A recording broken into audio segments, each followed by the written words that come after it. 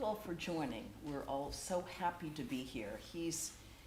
It's an honor and a joy to have Swami Atmarupananda here after a very long time.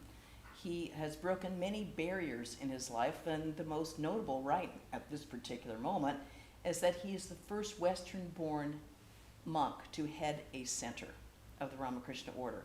So he is now the spiritual head of our Centre Vedantique Ramakrishna in Gretz, which is right outside of Paris, about 45 minutes from Paris.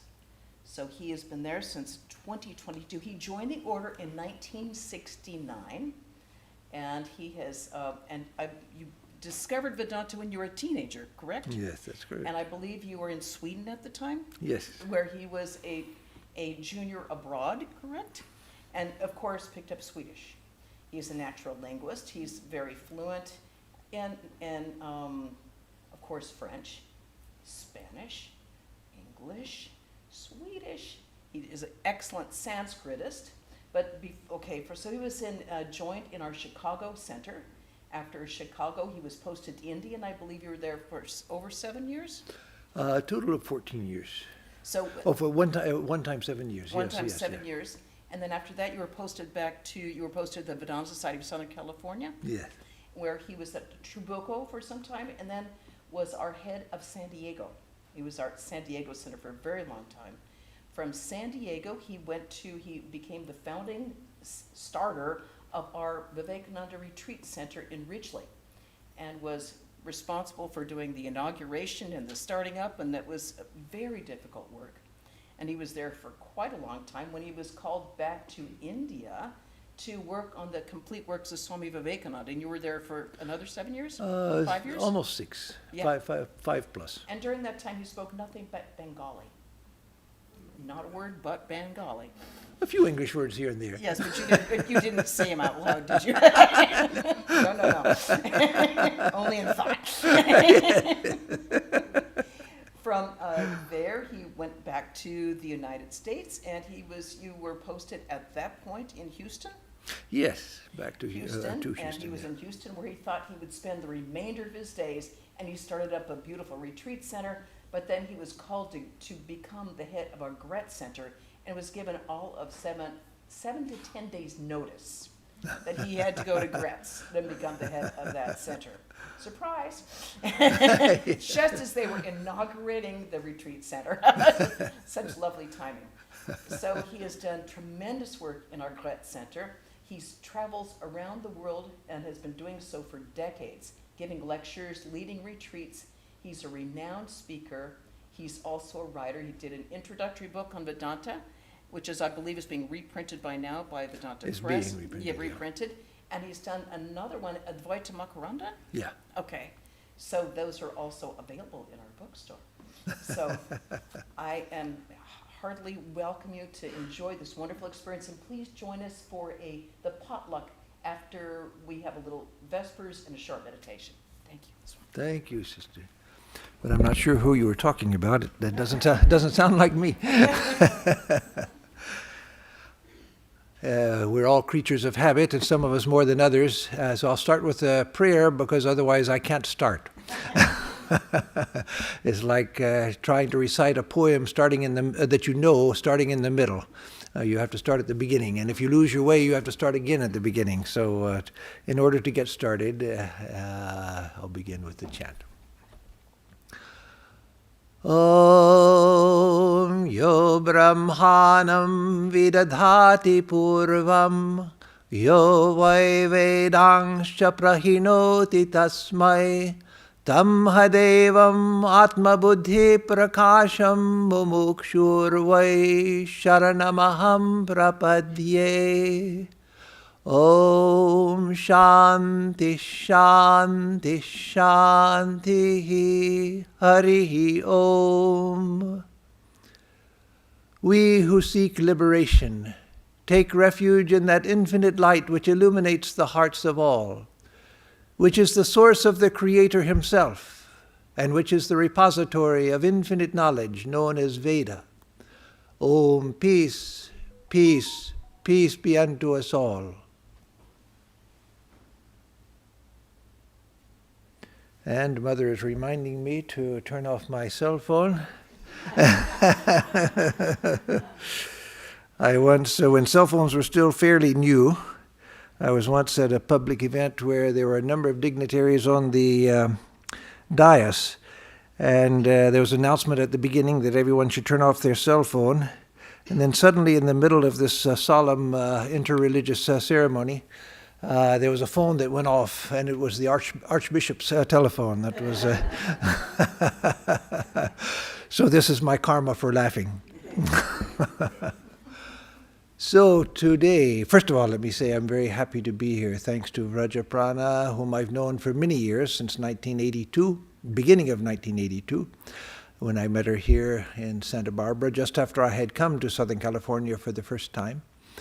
Thank her for the introduction, and I'm very glad to see all of you. Most of the faces are well known to me. And it's always a delight to see new faces as well, but I recognize so many of the faces here. So today, this is the only talk I'm giving on this trip. I'm giving talks practically every day since I got here in Houston and Northern California and through the different branches of Southern California. This is the only talk where I have some notes. Other talks are spontaneous, but here I wanted to be I wanted to follow a more established path.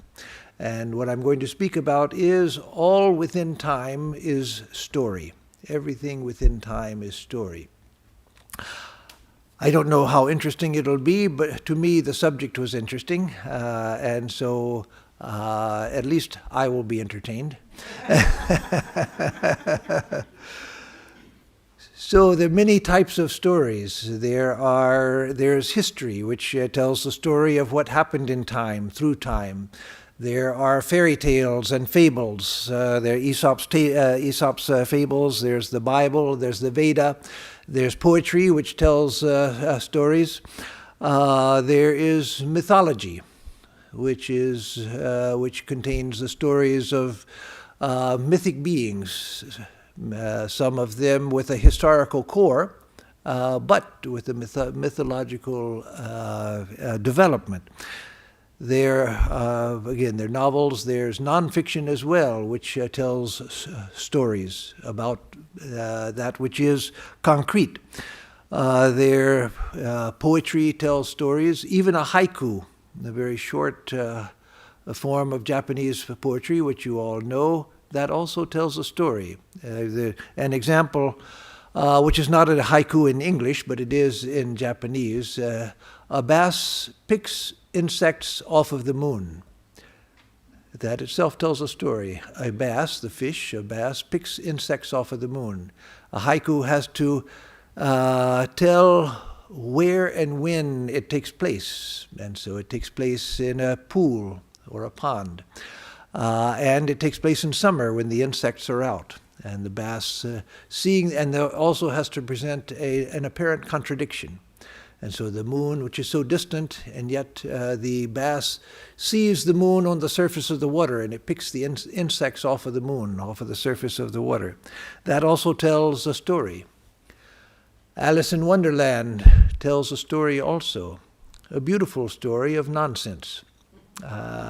If there's time at the end, I'll give a quotation from Swami Vivekananda about Alice in Wonderland and how this universe is an Alice in Wonderland universe.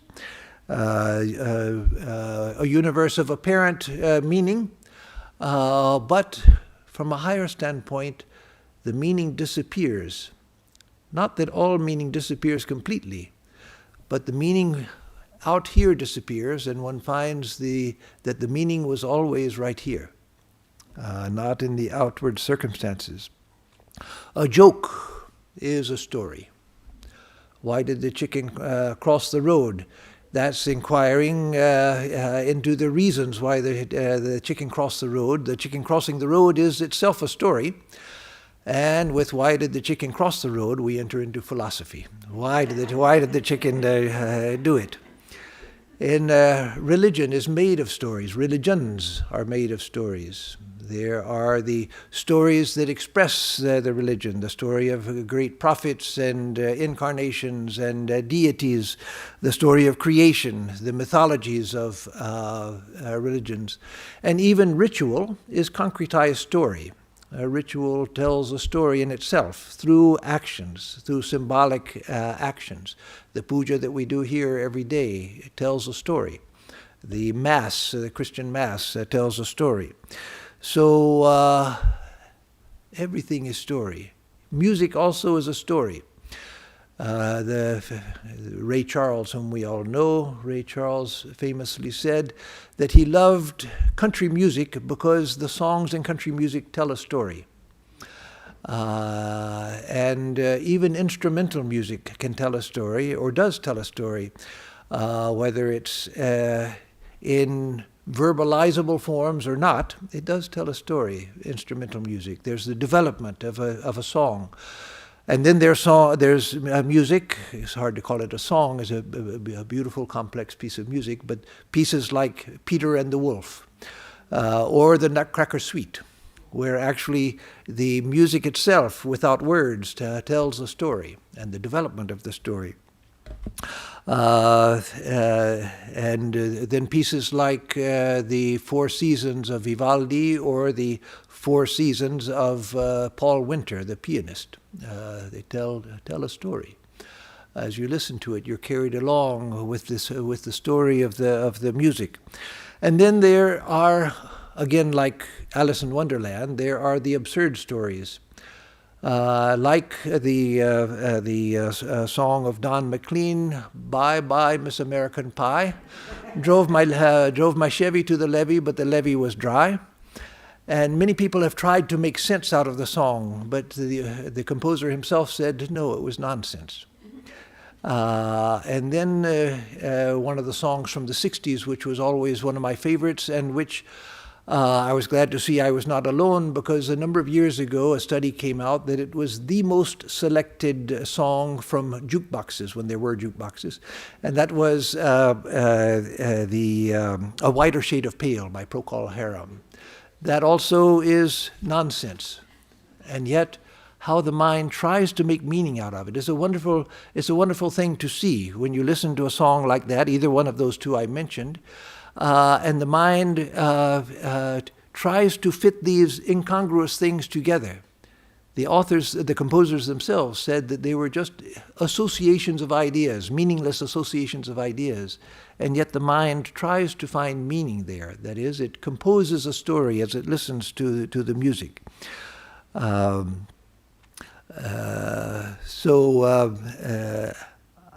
lives themselves are filled with absurdities, filled with contradictions, and yet the mind tries to find meaning behind all of it. And that's actually there's a good reason for that, and we'll get into that later. Existentialism, the existentialists, they pointed to the absurdity of life, but they did it through story. They did it through literature, they did it through story, to point to the absurdities of life by telling a story. So nausea, what was the plague, and other such novels written by the existentialists. Art itself tells a story. Some years ago, it doesn't matter, but it was about 17 years ago. When I was in Holland, in Den Haag, I went to a famous art museum there, where they have a number of the original Vermeers. And when I saw the girl with the pearl earring, it was one of the rare times when a painting actually brought me to tears. Seeing the painting, I'd seen it many times. It's reproduced endlessly. But when I saw the actual painting, it was overwhelming, and especially the fact that the golden earring, the pearl earring, in the painting on the girl's ear, there are only 2 strokes of the brush that form the pearl earring.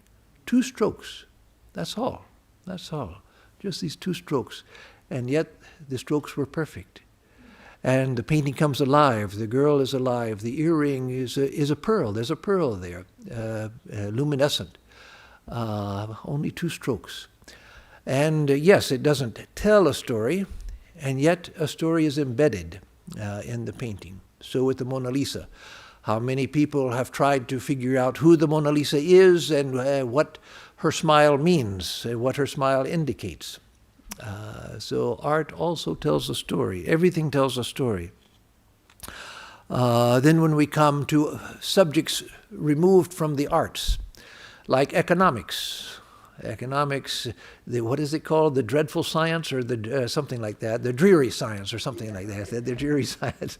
And of course, apologies to economists here. But economics tells a story also. Marx, who was an atheist, who had no use for religion, but he tells stories through his analysis of capitalism, his critique of capitalism, and the development of his economic ideas. And his idea that of the development of history, the dialectic of history, that society is moving towards an end where class structure will fall apart and a natural equality will come among members of society. That's a story. The psychology of Freud, it's all about story. Jung looked into Greek mythology to explain and Freud did also, the Oedipus complex, etc. Both of them looked into Greek, and Jung looked into other mythologies also to explain psychological phenomena. That is, he looked to story to explain psychological principles. The exact sciences also, the physical sciences, biology, chemistry, physics, they tell stories as well. Evolution, the story of evolution, the chart of evolution. Of course, we put human being on the top of the chart. As I like to say, if a cat were to become interested in evolution, there would be a big cat on the top of the chart, and human beings would be way down on the side somewhere, leading up to a cat life. But evolution is a story of the development of life. The cosmology, the Big Bang, that's a story about the origins of the universe. Geology is a story. I used to know, not that he lived here, but I knew him here. There was the nephew of Prabhupada, Jerry, who I later got to know in Houston. This was all long ago. I haven't seen him for 35 years or more. But he was a geologist, and he told me once on a walk here through the up Ladera Lane, he said that before I studied geology, a rock was just a rock.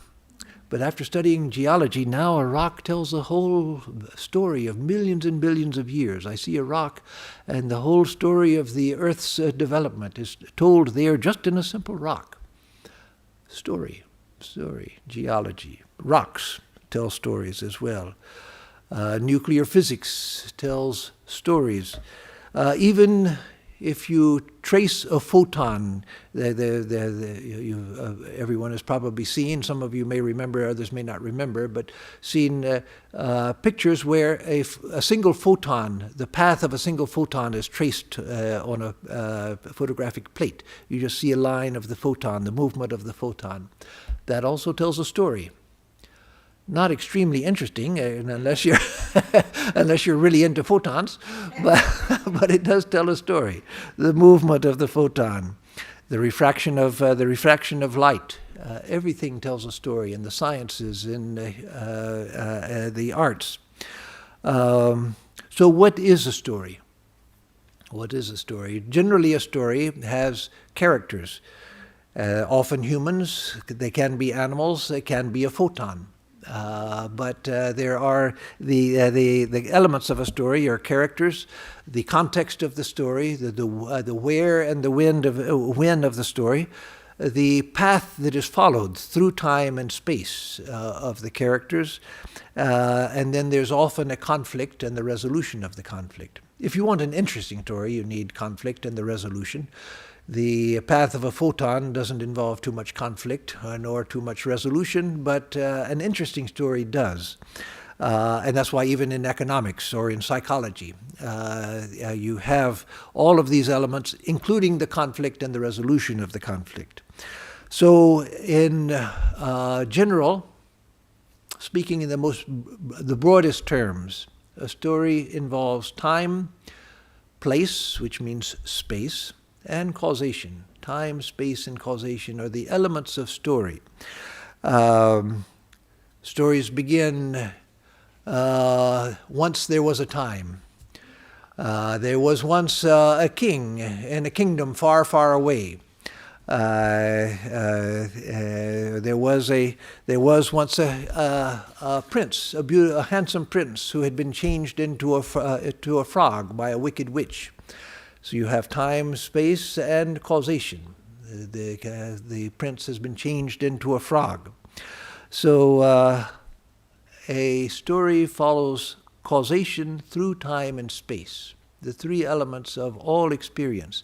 Everything that we experience is within time, space, and causation. Everything here, everything that we know is within time, space, and causation.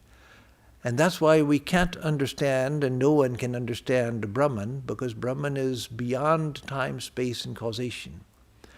As Kant showed in the West, and as Vedanta showed in the East long, long ago, thousands of years ago, the structure of the mind is time, space, and causation. And so we can only understand.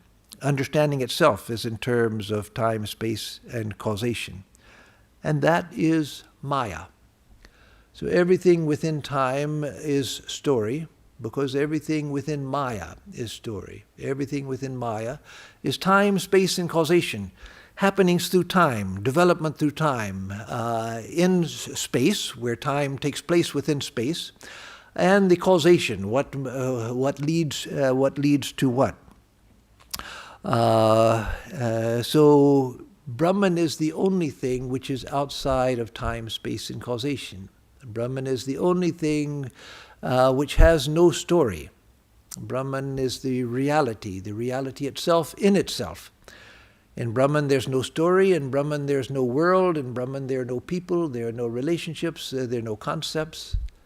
And yet that is reality itself. That is reality itself. And as I'll develop in a few minutes, that is also meaning. That is also meaning. So,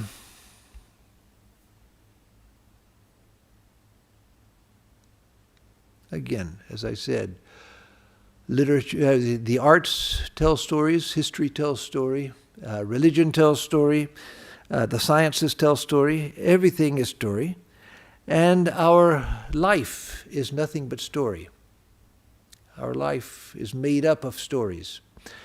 True stories, and some of the stories we tell about ourselves may be made up, and some of our memories may be made up. I remember myself that some things that I remembered so clearly from childhood, I later found out that I had a completely mistaken notion of what of the facts. I had these stories of my childhood deeply embedded in my mind, where I could actually see these stories. And it was all made up. But it was all story. So our life is made of nothing but story. And so we are all creative writers. We are all creative writers, writing the story of our own lives. And through our influences, affecting the stories of other people's lives. And so we have questions about our own lives, about the story of our own lives. Questions like, who am I? Who am I? Where did I come from? One of the questions that little kids ask their parents oftentimes is, where was I before I was born? And, well, you were within mommy's tummy. No, but before that, where was I before I was born? And a little kid can't imagine that there was a time when it didn't exist. even when it's 4 years old. It can't imagine that there was a time when it didn't exist. And that is true. Why are we here? What are we here for? What is it that I'm supposed to do with my life? One of the questions people like myself get asked oftentimes, and which people like myself can't answer, is what am I supposed to do in my life? What is my place in life? And actually there are answers for that, but not the answer the person wants.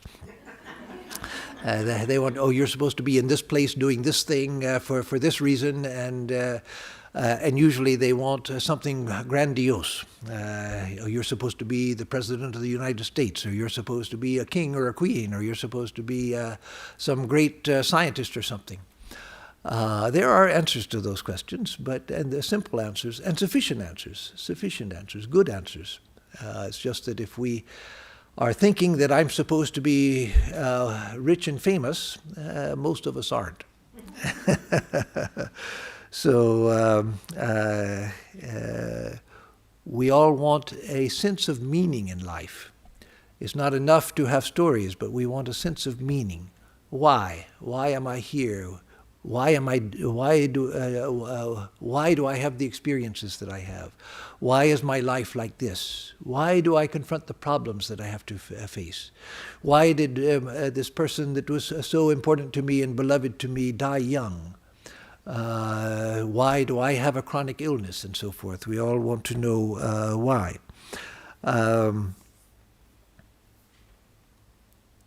For some, science gives a sense of meaning. For others, art gives a sense of meaning. For others, action and work gives a sense of meaning. And so we're all in search of meaning, trying to find a meaning in the often boring details of our lives. Our lives are not usually even an interesting person. The details of their life are not interesting. They get up, they get a cup of coffee to wake up, they read the newspaper, they have breakfast, and often the same breakfast day after day with a little change. The details of our lives are not interesting, but we're trying to find meaning. We want to find meaning, because otherwise, why do we do the things that we do? And why do we repeat the things that we repeat? And why do we have the experiences that we have? Unless there's some meaning behind it. So we seek philosophy. We see, and again, the arts may give us meaning. Science may give us some sense of meaning. And religion. The main purpose of religion is to give meaning to our lives, to tell us why we experience the things we experience, why we're here, where we're going, why we're going there, etc. So our lives are made of story, made of nothing but story. The amazing thing is, our lives are made of nothing but story. The world is made of nothing but story. But in the midst of the story, the story is not enough. We want the meaning of the story. That's what we seek. And literature is there to give us the meaning of stories. Was it Churchill who said that, now I've forgotten the quotation. It's a beautiful quotation of Churchill. Some of you probably know it. It's well known. That it's a mystery contained within a puzzle within an enigma, or within an enigma within a puzzle. I forget what he was talking about. But that explains life. Life is a mystery contained within an enigma contained within a puzzle, or the other way around. It doesn't matter. It doesn't matter. That's what life is. And a good novel is one which resonates with our own life. The very purpose of fiction is to bring a sense of meaning to life. Even if, as with the existentialists, it tells us that life is absurd, if life is absurd, we want to know why. We're seeking meaning in the absurdity. And so meaning is extraordinarily important to us. There's the modern art of photography. The camera doesn't just capture whatever is there. We use photography we frame a photograph. When we're going to take a good picture, if we're not just doing it just to have memories that are stored, but we want to take an artistic photograph, we frame the photograph to create significance and meaning in that which we are capturing. And so the angle, the composition, the space and the color, all of that is important in making an artistic photograph, a meaningful photograph. And so that's what we do with life. We take little segments of life and try to find meaning there. We try to limit the expanse of the infinite to a meaningful whole through our memories, through photography, through art, etc. And a story does the same. A story can't capture everything. Even our eyes do the same. There's all of this around me, but I only see this. I only see this. And within this, I focus on that which is meaningful to me. There may be things going on, there may be an insect flying by or something, and if I'm not interested in the insect, I blot it out and focus on that which is meaningful. So we're constantly, everything is story, and we're constantly trying to find meaning within those stories. The infinite complexity of life. A story extracts the meaning from that infinite complexity. And good religion, effective religion, gives meaning to the whole. It gives meaning to our lives. It gives meaning to the difficulties of our lives. Different religions do it in different ways. But good religion, effective religion, gives meaning to the absurdities of our life, the difficulties of our life, the problems of our lives, etc. And that also it does by focusing on particular aspects of life and giving meaning to that, or taking life in general, like in the Hindu tradition and the Vedanta tradition, that all of this is the dance of Shiva. At CERN in Switzerland, the great laboratory in Switzerland, in front of the CERN laboratory, there's a large dancing Shiva. I think it's about 6 feet tall, a large image of Nataraja, the dancing Shiva. Why? Because since the time of the book Tao of Physics by Fritjof Capra, published long back, around 1971 or something like that, the idea of this universe being a universe of dynamism, of constant movement, of constant change, is captured in the image of the dance of Shiva. But what does the dance of Shiva do to that idea that everything is constant movement? It gives a center to it, a center of meaning. Yes, everything is constant movement, constant dynamism, constant change. But that is the dance of Shiva, the divine reality, the divine self. Shivoham, I am Shiva. The dance of this universe is the dance within consciousness the consciousness which is itself the divine, which is itself the self. And so the dance of Shiva, the dance of Kali. And I was delighted some years ago when I saw a song on YouTube which said "The Dance of the Lord," or was it?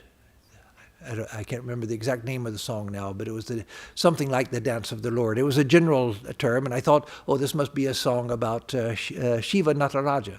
But no, it was a modern song about Jesus. That the world is the dance of Jesus. What a beautiful idea!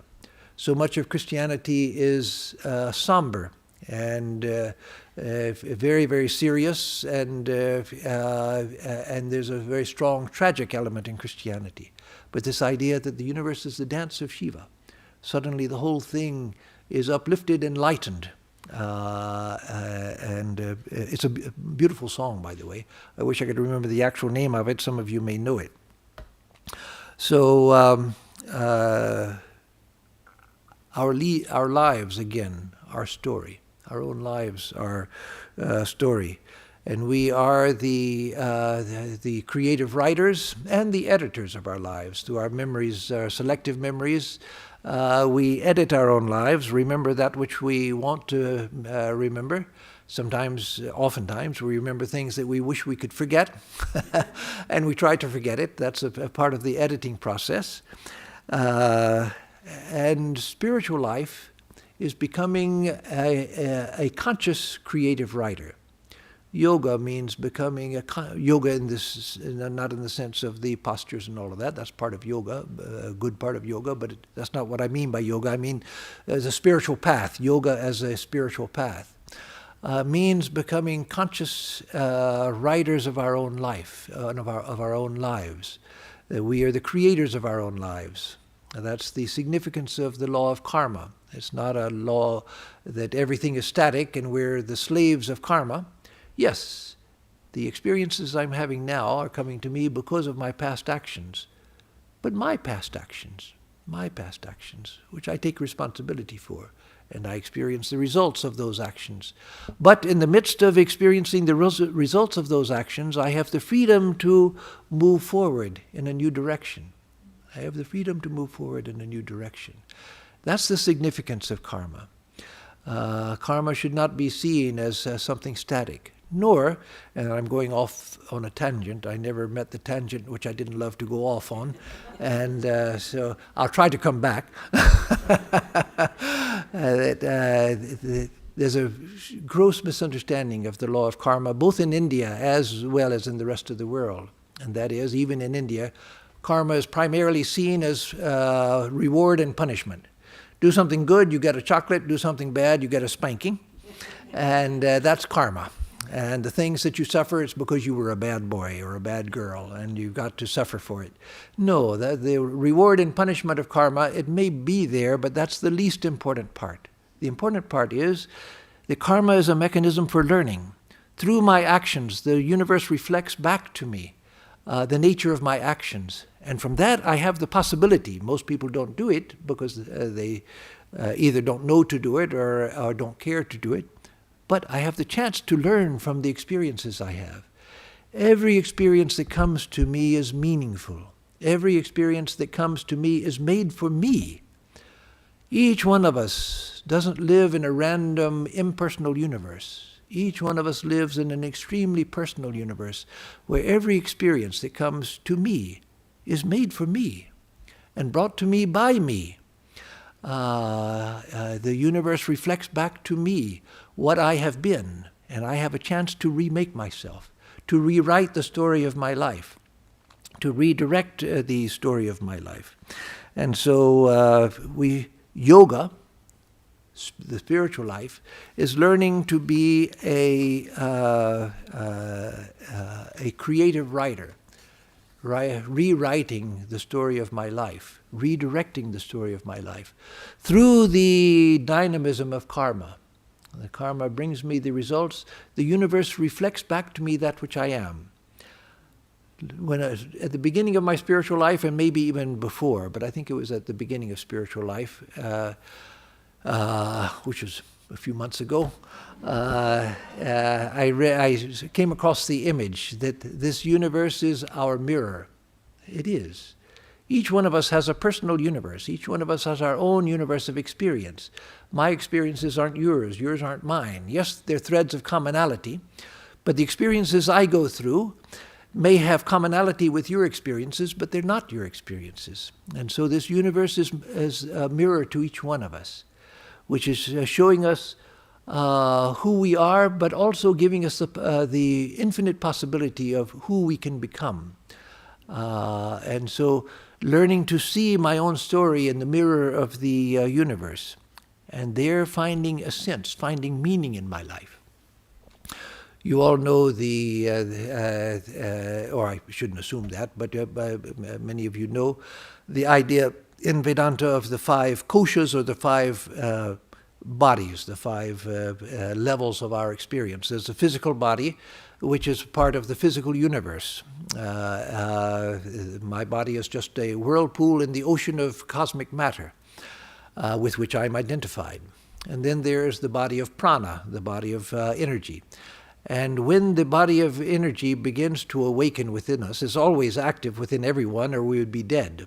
But when we become conscious of it, we begin to see the universe as as an energetic universe, and a universe of dynamism, of energy. And then there's the mental universe, where we begin to see that the universe is made of ideas. The universe is made of ideas. Everything is...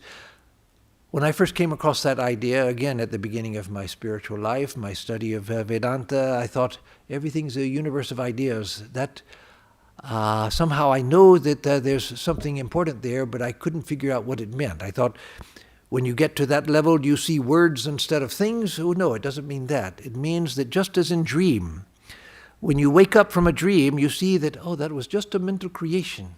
It was a world created in my own mind.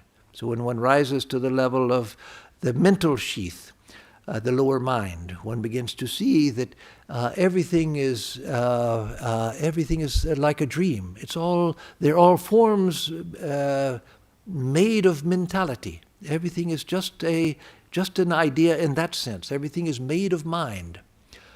When I was 13 or 14, I read a book called The Universe and Dr. Einstein by Lincoln Barnett. And that was a life-changing book for me. And one of the ideas I remember from the book, I couldn't understand everything, but it was a popularization of Einstein's ideas. And there, Lincoln Barnett says that modern physicists have discovered that the universe is more idea than physical fact. And I knew that that is important for me. That's meant for me. I read this because that's meant for me. And that idea has always stayed with me. And so yes, at the level of, the mental level of experience, everything becomes an idea. You still see people, you see buildings and so forth, but they're like dream objects. They're made of mind. They're made in the mind.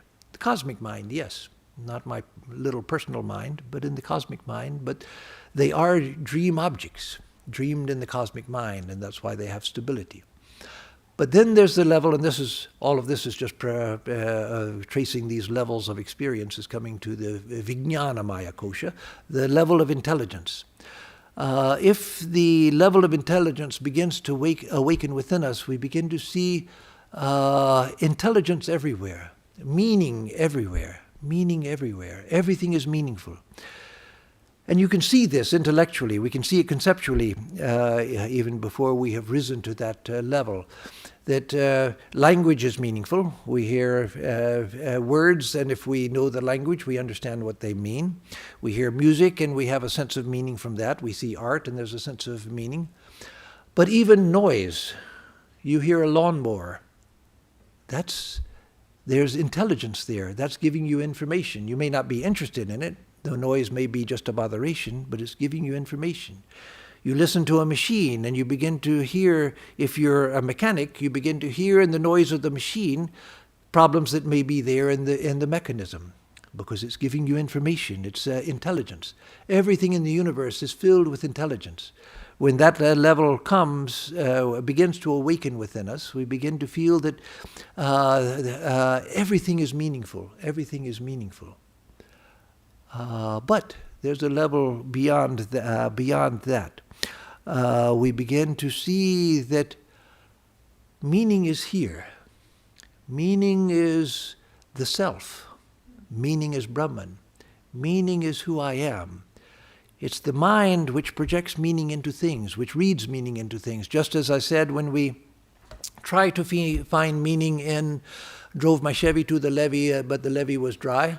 I'm giving meaning to it. Where's that coming from? It's coming from me. A wider shade of pale. I try to find meaning in it. The meaning is coming from me. When I look at my life and try to find meaning, the meaning is me, not in the things. It's a strange thing that it's a good practice to do once in a while when a person is ready for it. If a person isn't ready for it, it can be a little disturbing. But to sit quietly, to withdraw your mind as much as you can from objects and things, and just to sit quietly and trying to be centered in yourself, trying to feel the center of yourself, and perceiving everything that is object, everything that you can see and feel, and ideas, anything that can be an object to your awareness, anything that arises as an object, which is everything but consciousness itself. Everything else is object. If you try to just hold on to the sense of awareness and watch everything else, even before you've realized consciousness itself, I'm talking about something that we can all learn to do here and now. Try to feel that everything that I'm aware of is an object, and every object is just vibration. And when we do that, light is vibration, sound is vibration, touch is vibration, everything in the universe, atoms are vibration, subatomic particles are vibration, everything is of the nature of vibration. When we can feel that a little bit, then we begin to feel that everything is just vibration. And the reason why this is a little dangerous unless you're prepared for it is that you begin to feel that everything is meaningless. Everything here is meaningless. But it's not meaningless. The meaning is right here. You have withdrawn meaning from things, and you are the meaning. You, consciousness, are the meaning. There's Vajrapana mentioned a small little book that I translated, Advaita Makaranda. And there the second verse. First verse is, as usual in a Sanskrit text, is a verse of praise of the Guru and of God. But the first actual verse of the text, which is the second verse, says, Ahamasmi sadabhami karachinahamapriyaha brahmaivaham siddham satchidananda lakshanam. Ahamasmi, I am. I exist. I exist. That's the greatest miracle. I am. The fact that I am. We take that for granted, but that's the miracle, that I am. And I shine. I shine meaning I as consciousness, I am the one who illuminates, as each of you do. I'm not saying Swami Atmarupananda is the only one who does this, but I, as a center of consciousness, I illuminate the whole world. I illuminate the whole world. I am, and I illuminate. And I am dear to myself. Thus it is proven that I am Brahman, which is of the nature of existence, consciousness, and bliss. Existence, I am. I am existence itself. I shine. I am consciousness itself, that which illuminates all experience. And I am dear to myself because I am bliss itself. And that is the nature of Brahman, and I am that. And so all meaning is right here. So, should we try always to remove meaning from everything in our lives? No. But know that you are the meaning. The meaning is here. The value is here. We spend our lives thinking that all value is out there. No, all value is right here. We spend our lives thinking that all joy is out there. No. When you have joy, you get something that you wanted and you feel happy because you have it, or you meet somebody you wanted to meet and you feel happy because of that. The joy didn't jump from them into you. No, suddenly joy that's native to you, that's interior, it's released. All joy is internal. All value is internal.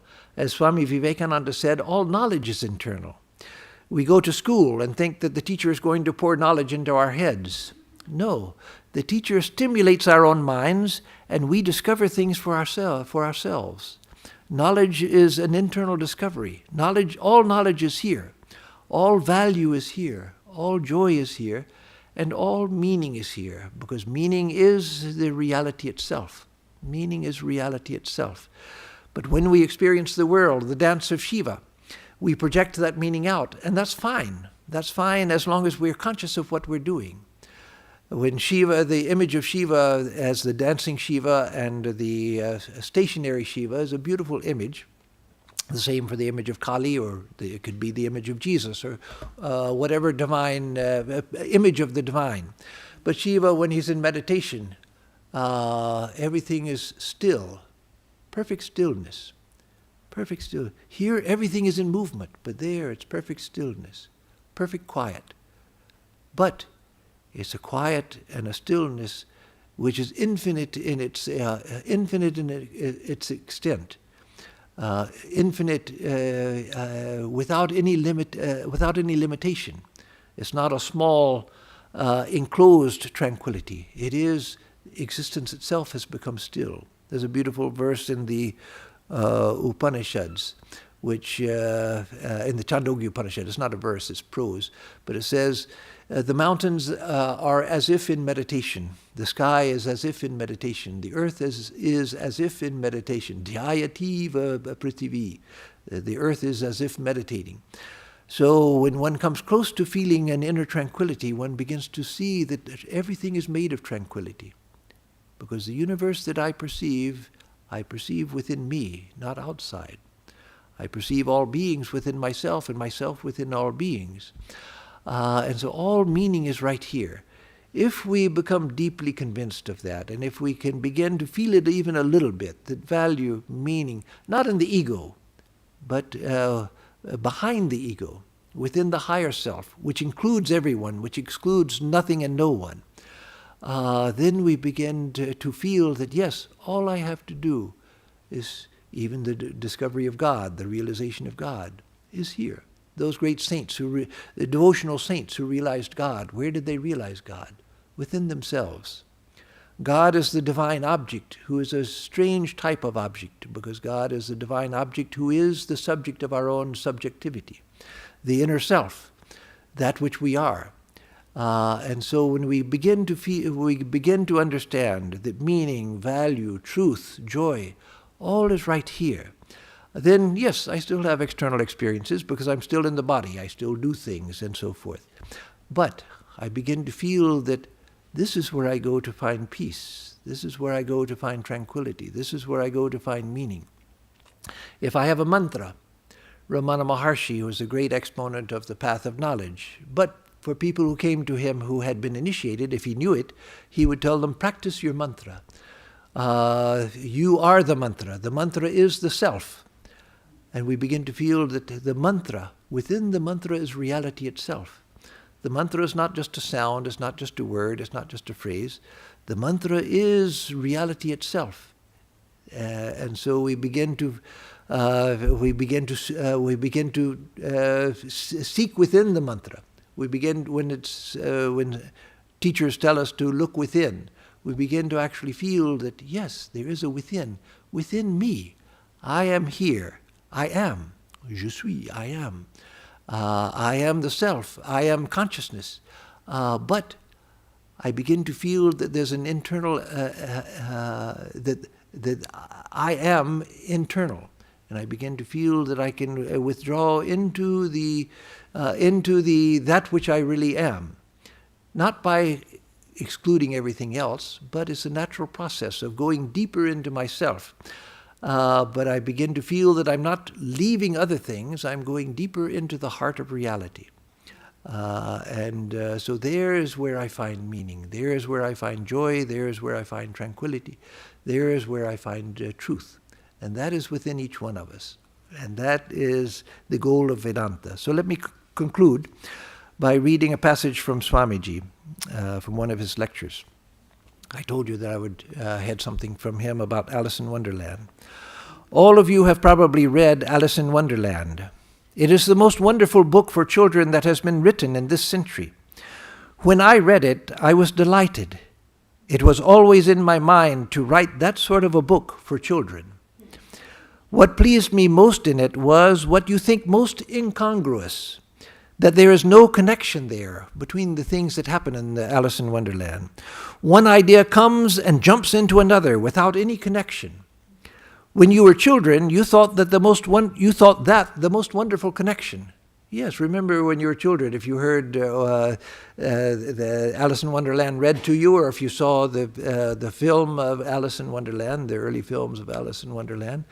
For a child, it's all connected, the things that happen. As an adult, we see these completely disconnected.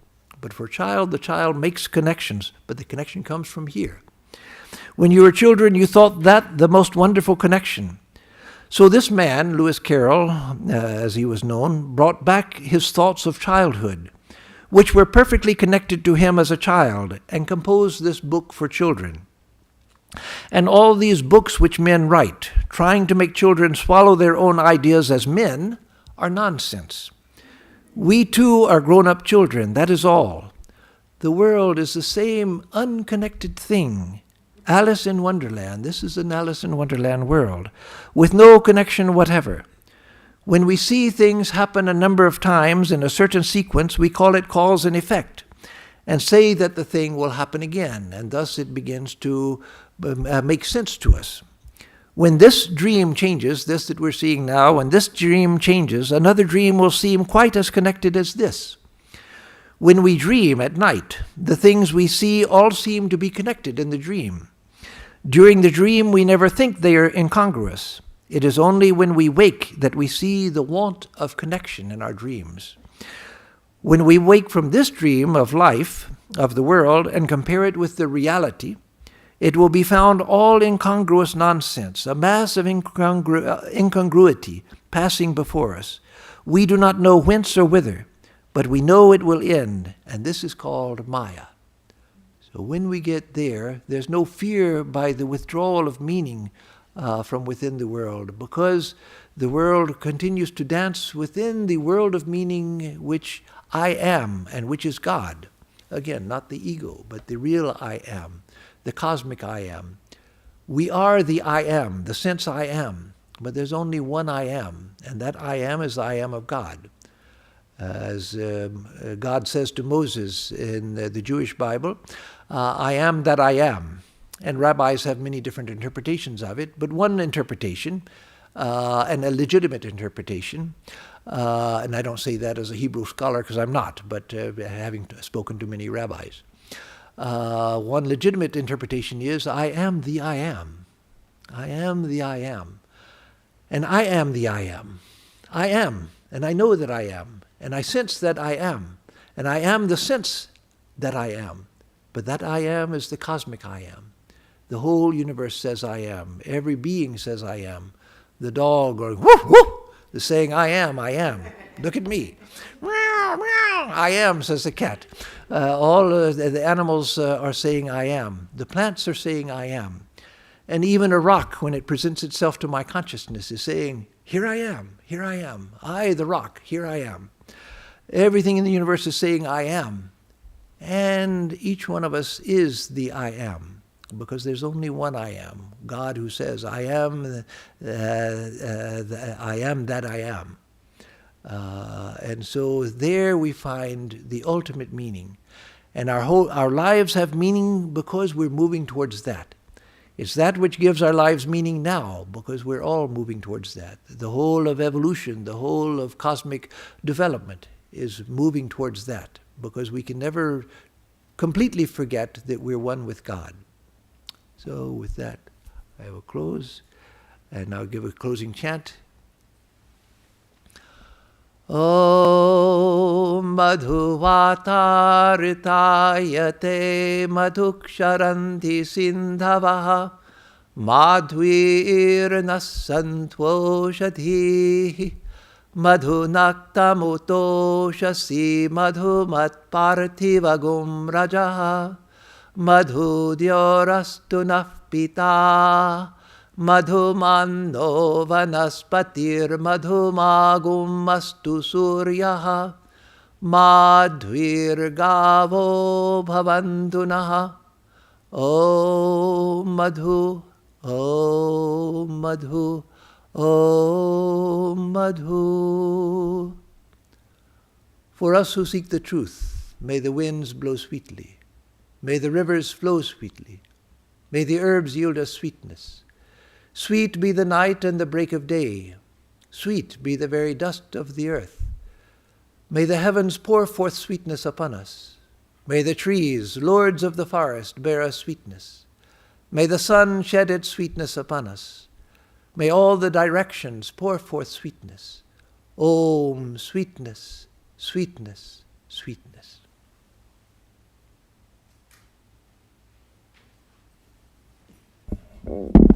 Thank you so much, Swami Atmarupananda, on behalf of all of us. Thank you. So much richness in there, so much to think about, so much inspiration. Thank you all for coming. So we will have RT now, Vespers, which will go from about 6 to 6:15-ish. Then we'll have a short meditation till, let's call it 6:30. And then please all join us down there for a nice potluck. And Swami will be there. Is this something that you wanted to read? Oh, yes. No, you want to read that. Oh, I want to read this? Okay. I really do. This weekend, Swami Atmarupananda, head of Gurgaon, New Delhi, will be joining us. On Friday, Swami Atmarupananda will give the talk, The Redeeming Power of Sri Ramakrishna, at 5 p.m. in the temple. And after Vespers, we will have a potluck. On Saturday, Swami Atmarupananda will give the class on the Gospel of Sri Ramakrishna at 5 p.m. also. And on Sunday, Swami Brahmananda will give the talk, Ah, What Grace, at 11 a.m. in the temple.